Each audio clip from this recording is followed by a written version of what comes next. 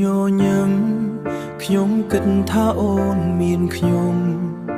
ពីអូននិយាយទាំងនោះធ្វើឲ្យបេះដូងខ្ញុំជឿខ្ញុំដាក់ចិត្តទាំងអូនមានស្នេហ៍មួយទៀតស្រាប់ខ្ញុំជឿលើអូនគ្រប់យ៉ាងមិនដែលគិតថាអូនលែអ្វីតែថ្ងៃនេះខ្ញុំទើបដឹងថាខ្ញុំគ្រាន់តែជាមនុស្សក្រៅបេះដូងអូនលួចមានគេខ្ញុំទើបដឹងបងចុងក្រោយអូនលួចមានគេខ្ញុំទើបដឹងចុងក្រោយបេះដូងខ្ញុំបែកដោយគ្មានពាក្យប្រាប់មួយស្នេហ៍ខ្ញុំស្មោះតែអូនមិនធ្លាប់ជ្រើ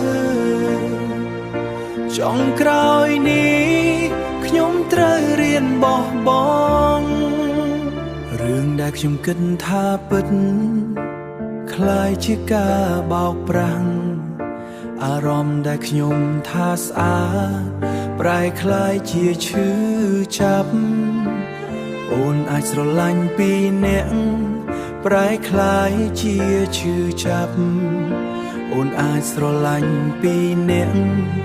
តែខ្ញុំស្រឡាញ់បានតែម្នាក់ហើយមនុស្សនោះគឺអូនតែអូនមិនមែនជារបស់ខ្ញុំ